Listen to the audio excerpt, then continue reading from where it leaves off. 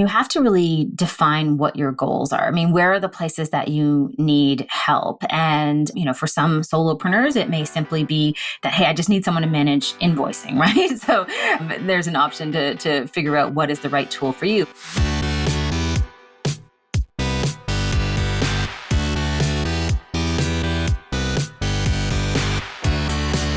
You're listening to The Successful Bookkeeper with your host, Michael Palmer. Listen each week as inspiring guests share their secrets of success to help you increase your confidence, work smarter, and build a business you love. This episode of The Successful Bookkeeper is brought to you by PureBookkeeping.com, the proven system to grow your bookkeeping business.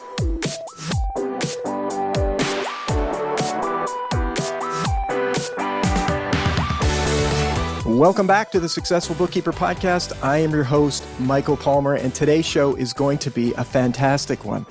Our guest is a popular and well-respected tech expert, speaker, best-selling author, and award-winning entrepreneur who has appeared on various media outlets, including CNN, Bloomberg, CBS, to name just a few. She has keynoted more than 400 events around the world and has moderated sessions with Canadian Prime Minister Justin Trudeau, former FBI Director James Comey, business coach Tony Robbins, famed astronaut Chris Hadfield, and many other notable leaders. She is also the host, moderator of this year's Quickbooks Connect Canada virtual event. Amber Mack, welcome to the podcast. Thanks so much for having me on the show. Well, it's always great to have such an accomplished guest on the show, and I'm sure one that will be giving us a lot of learning around technology and a whole bunch of other things. So before we do that, Amber, please tell us a little bit about you and your career journey leading up to this point. So I started my career in San Francisco in the late 1990s. I had just graduated with a postgraduate degree in journalism and was going to California to pursue opportunities in the media field. However, I stumbled into a job at a technology startup and I really enjoyed the work that I was doing there. And so I got sucked into this world of technology during an exciting time in terms of the history of technology. Lived in the Bay Area for a few years, came back to Canada, and then eventually I was able to marry my passion for reporting and media with my love of technology. And soon after, I started my own business. Amber Mack Media has been around for some time now, and basically what we do is create thought-provoking content that really demystifies technology for all types of audiences. It's amazing what you've created. I mean, just looking at, and I invite our listener to go and check out your website and your About page. What you've accomplished is remarkable. And I'd love to know, like, you're a successful business owner yourself, and I'm sure it hasn't been all roses along the way. What were some of the challenges that you faced when you were growing your business? Well, I think many business owners, especially in the early years, always face different types of challenges. And I think one of the things that we faced was just trying to figure out how quickly we wanted to be able to grow, how we were going to grow, how we were going to be able to scale the company. And quite frankly, that took a lot longer than I expected. At the beginning of the business, a lot of the content we created was all around me being on camera, delivering that content either via podcast or video, but eventually we've been able to transition the business, and this is probably thanks to the fact that we've invested in a studio space, to a business where we also serve other clients. Now, that has been an important transition in terms of scaling the business because that has allowed us to be able to work on multiple projects with multiple clients. And quite frankly, it means that I can step away now and again from that role of being front and center in front of the camera to the role of simply running the business. Amazing. And what would you say as a business owner, what do you feel your core strengths are? I think one of the things that I have been able to learn out of necessity is that it's important to have range in business. And I learned this early on in my career. I don't come from a wealthy or connected family. And so I knew that I had to really move forward in a way where I had to have multiple plan Bs, plan Cs, whatever I needed. And so even early on in my career in San Francisco, I always had at least two jobs. I would go to one job early in the morning and then go to my other job. And I always loved this idea that I had range in case something didn't work out. Now, you would think that a couple decades later that I would feel more secure and not be doing so much. However, I still feel that sense of necessity in terms of being able to bounce around and do multiple things. And I do think when it comes to entrepreneurship and small business owners, those people who have the ability to have range, and what I mean by that is, hey, you don't have just a narrow focus of your business, but you're able to find all of these arms of the business that are connected back to the core. Those businesses tend to be the most successful. It's so true. And I would imagine the range in our listeners, like you're a tech expert, you know all about tech. I would say that in our community and our listeners, that technology is not one of their strengths because they're focused on other things in their business. So that range might be learning more about tech and how tech can help them in their business. I'm curious though, on the flip side of that, what is it about business that you feel like it's not your favorite part of doing the work?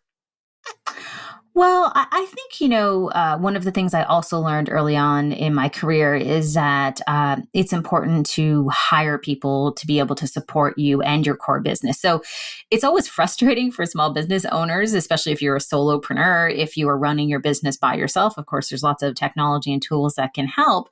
But I think people hesitate to potentially outsource some of those jobs that could actually allow you to focus on what you do best. And so one of the things that I've had to learn kind of the hard way is that even though I love posting on social media, I love creating content for social media, I also needed some support. So I have a couple of people who work on a contract basis who help to support my social media channels for the business. I'm still active and involved in everything, but I don't need to be that person kind of 24/7 who is managing all of the content. So it takes a lot for someone to realize where to kind of step away and where to step back in a business. And for me, I recognize that my core strength and where I can add the most value is within this area of being able to provide thought leadership.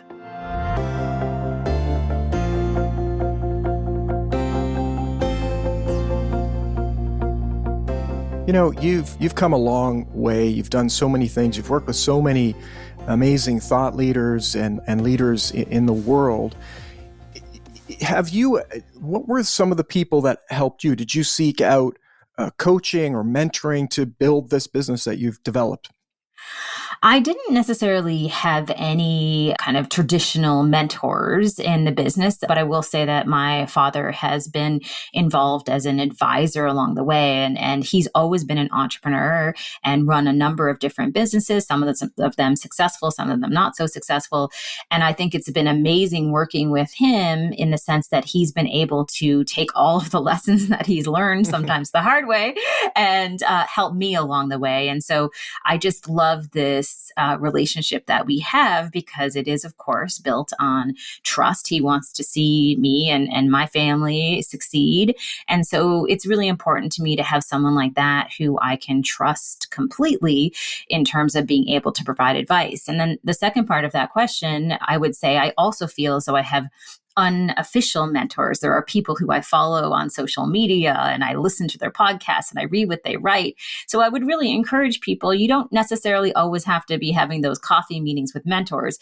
We live in such an amazing world right now where you can have unofficial mentors and moments where you get that mentorship advice, even if the person on the other end doesn't know who you are. Absolutely. And your content is one of those places to get some of that mentorship and training and information about technology. I'm sure we're going to need to get you a mug, which is World's Best Dad, who's also an awesome business mentor. That is probably a good mug. I have not seen that just yet. So no, maybe there's an opportunity. I can make it. Perfect. I will head on over to one of the many sites where you can make your own mugs. Exactly. So we all struggle to be productive and efficient. You seem like someone who is extremely productive and efficient. What are the business apps or software that have helped you to manage your time and effort? Well, I think one of the things that entrepreneurs and business leaders don't talk enough about is how important wellness is in terms of growing a business. And so I have for many years really focused as much as possible on my health. I wear a Whoop band, and that has an app that allows me to track my sleep, my activity, all of those key vitals. And I mention that because to me, that feels like the foundation of a successful business is really the health of the entrepreneur, the person running that business. Secondly, I spend a lot of time on my phone. So I'm doing business on the go all the time. There's a number of apps that I use on a regular basis. Probably one that I use the most is Canva, which I think everybody by now is familiar with. This is an app that allows you to create social media graphics and videos and content. And Canva has come a long way. It's amazing what you're able to do now in mere seconds that used to cost thousands of dollars. So to me, that's another tool that I use.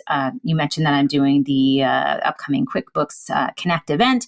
So of course, that's another great tool in terms of creating invoices, organizing receipts, all those things I think that entrepreneurs don't love to do. This allows you to automate some of that. So to me, I think the real win here for productivity apps are the apps, whether it's for wellness, invoicing, or design, that help you automate what you're trying to do throughout the day. Absolutely. And, all of these things, there's so many of them, there's so much, and they're so powerful and they're so amazing. But how do you find the time to learn the new things, to get up to date on the new tech? And what advice can you give to our listeners to maybe help them get up to speed faster? I think this is one of the things people struggle with all the time is creating the right technology choices. And it frustrates me in the sense that I feel as though a lot of small business owners are wasting time using technology that isn't really enhancing their lives or their businesses. So for me, I tend to read a lot of blogs, whether it's, TechCrunch or Mashable. I follow a lot of technology leaders who talk about the latest tech content.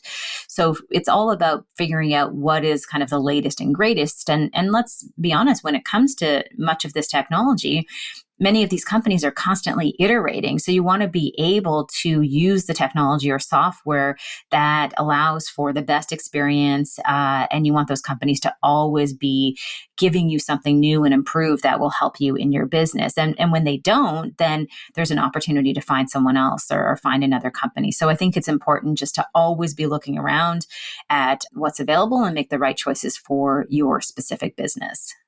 Beautiful.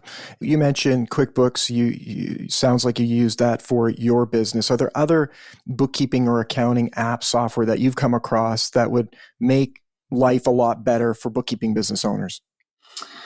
Well, I think, again, you have to really define what your goals are. I mean, where are the places that you need help? And, for some solopreneurs, it may simply be that, hey, I just need someone to manage invoicing, right? So there's an option to figure out what is the right tool for you. For some companies, it may be that you need something more robust. So what is the right software for you? And I think, the unique thing about much of the software that exists today is that it does more than just one thing. So if you want to think about the right choice of software, think about how can my business grow alongside this software? So, in terms of my business, I mean, invoicing is one of those things that we are doing on an almost daily basis. So that's a really important part of running the business. And for some businesses, there may be other components. So figure out exactly what your needs are and then figure out the right software choices based on those specific needs. Lovely. Yeah, I really like the idea of that focus and making wise choices, I guess, when it comes to the technology stack. And obviously, you're one of the people that our listener can go to for. You're a tech expert. You have tons of content on it to bring people up to speed. I'm sure that would be a great option for them. Now, as I mentioned in the intro, you're moderating the Quickbooks Connect Canada virtual event this year. Tell us, how did that opportunity come about for you? Well, I am so excited. This is my second year hosting this event, so it's always a pleasure when a client invites me back for round two. Typically in the events industry, they often like to switch things up on a regular basis, but I'm excited to be part of this event coming up this month. So I think one of the things that really excited me about this specific event is that I truly understand what it's like to be a small business owner, right? And I think that's a unique advantage advantage in an environment like this. So if you think about QuickBooks Connect Canada and their virtual event, it is focusing on the entrepreneur, the small business owner. And that's not something that I talk about from afar. That's something that I talk about really up close because I've experienced that so much over my career. And so for me, it just feels like a really good opportunity to connect both my business, my brand, to an event that is focused at its core on helping entrepreneurs.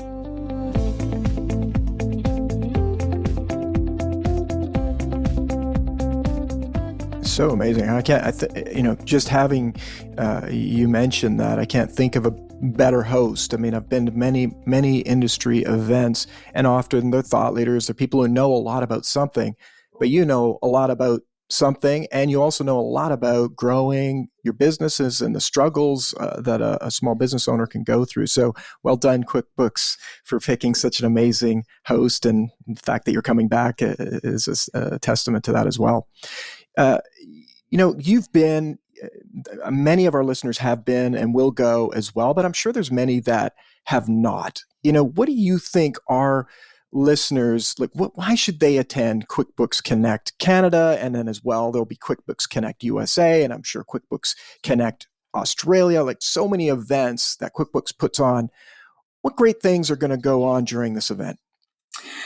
Well, I think all of us need to be on this journey of constant learning. And I don't say that lightly. I'm sitting at my desk right now and I have 3 magazines that I'm currently reading. I have 2 books that I am about to start or have just started. And so I really think in order to succeed as an entrepreneur today, you need to be a lifelong learner. Every day you need to figure out what's going on in your industry. How do you grow your business? What tips can you take away from events like this? And so in terms of people attending this event who maybe haven't attended before, I would say a couple of things. One is I'm bullish on virtual events. I will tell you, I'm mostly only doing virtual events because I love how accessible they are for people. Whether you're a parent at home with a young one, maybe you can't travel for one reason or another. So this is an opportunity virtually to be able to connect with all of these professionals who are going to give you content that is inspiring. I have a chance to sit down with Michelle Romano at the event virtually and talk about what is necessary in terms of embracing change in 2022. How do we manage disruption in our businesses, and how do we innovate on a daily basis? So that's just one example of an inspiring entrepreneur who has built a unicorn here in Canada. And so it's a great chance to be able to hear from people like that. There are also a number of other sessions and workshops. It's 2 days, and one of those days is for accounting professionals only. And again, it's all about building skills, right? So we kind of forget that even after you graduate from university or college, it's still necessary to continue to build skills. And I think no time in history has this been truer than what we're seeing today in 2022. Just the interview with Michelle, I am sure will be worth 10x, 1,000x, whatever it costs to go to QuickBooks Connect and the time that it takes. And we talked about ramping up and having, the knowledge in multiple parts of the business. This is such an amazing opportunity to be able to do that. And it's virtual, like you said. And so there's no reason why all of our listeners shouldn't be attending, and so many opportunities to learn, but also connecting. I mean, that's the whole point, is to connect with other people in your community. And so it's amazing what QuickBooks puts on. I've been many times. It's amazing. It's always so many vendors there to learn from, so many great speakers. So we're really excited about it. I'd really love to know your bookkeeping journey. I mean, you're a business owner. Did you always have the finances all figured out? What did that look like for you? I mean, you had your dad. That probably gave you some good advice out of the gate, but I'd love to hear that. Yeah, I am a very conservative person financially. And so I want to pay our team and contractors on time as quickly as possible. That is totally key for me. And anyone that we have worked with over the years, they always joke that they'll send an invoice and they'll get paid within sometimes minutes, sometimes hours, no longer than a day or two. I've also always been someone, and thankfully there's people on my team who can help with this now in terms of sending out invoices to clients. As soon as we finish a project, the invoice is sent out. So that is something that I have always prioritized. And one of the reasons that the bookkeeping process for me has been so critical is that I am always fearful of letting that get out of control. I think if I had to say one of the number one issues I see when I'm talking to small business owners is that they treat that as something that like, okay, you know what, I'll fix that stuff, that bookkeeping stuff when I have a chance, and I'll manage it on my own. And, I'll figure out what technology to use. And they really miss opportunities to kind of streamline all of that, because there's nothing more stressful in a business than feeling as though all of your accounting and systems are spiraling out of control. I mean, that just throws your business off long term. So for me, it's always been a priority. I've always believed in having everything organized and not leaving anything to the last minute. And that, again, is just because I've been fearful of not necessarily having the finances in the business all together. And I've always made sure that that was kind of at the core of what we do.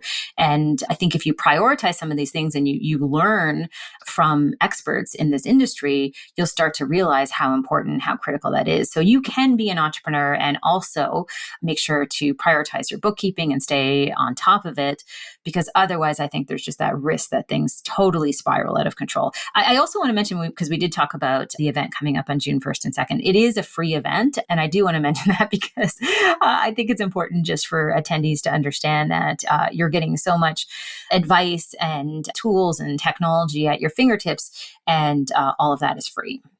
It's free. I mean, it's absolutely free. And that is amazing. And so there's no reason all of our listeners can't attend or whatnot. So make that available. Of course, we'll have a link to go and register for that free event in our show notes.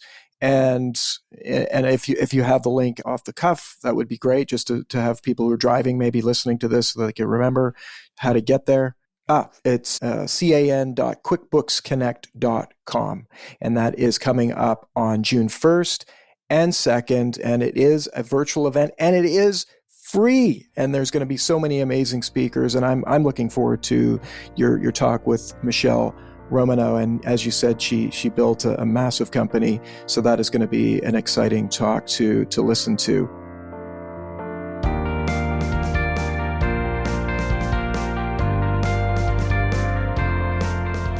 I'm curious now, Amber, and this will be our last question because we need to wrap it up.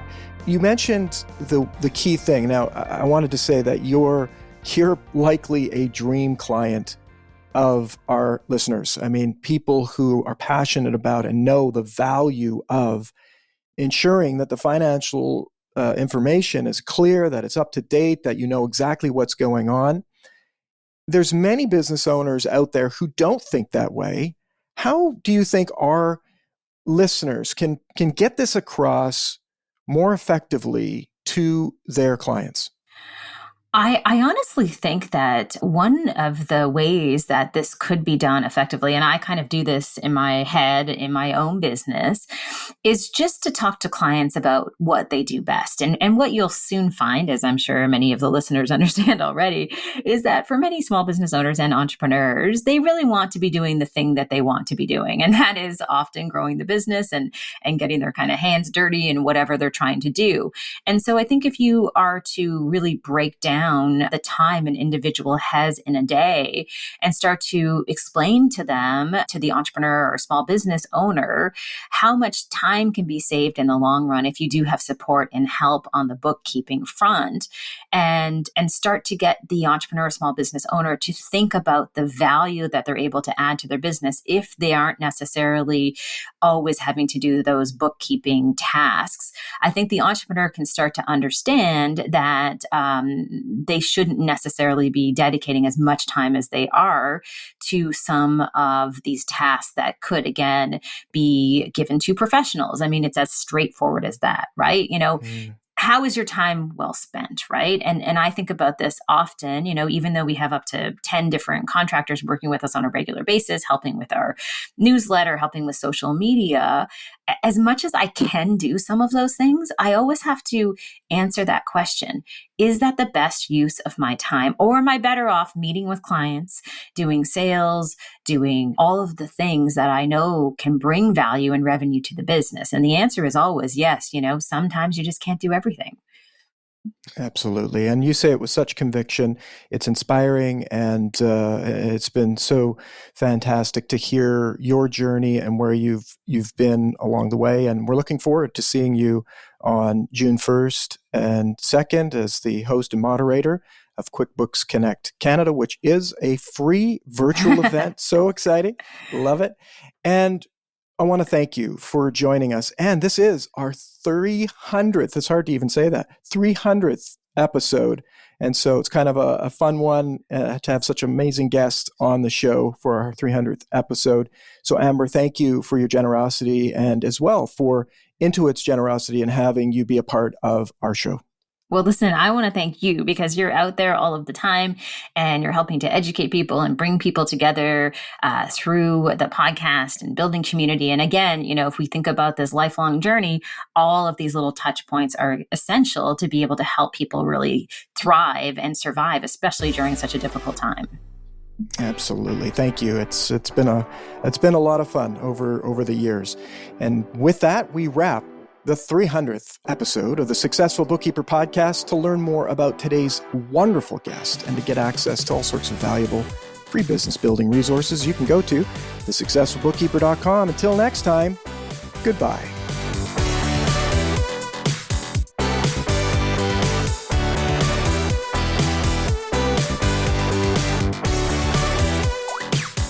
You've been listening to The Successful Bookkeeper with Michael Palmer. For more information and to download the resources mentioned in this episode, please visit us at thesuccessfulbookkeeper.com. Thank you for listening.